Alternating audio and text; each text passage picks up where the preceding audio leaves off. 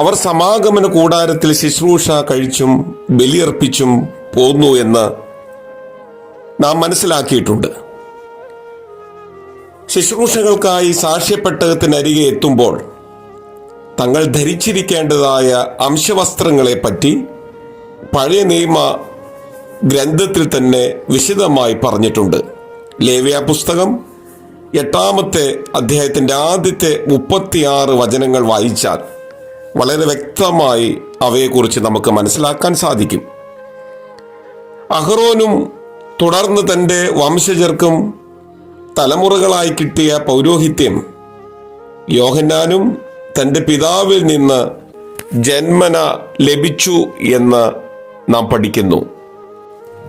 അവന് പരിശുദ്ധാത്മാഭിഷേകവും മൽക്കിസദേക്കിൻ പ്രകാരമുള്ള പൗരോഹിത്യവും യേശു ക്രിസ്തുവിൽ നിന്ന്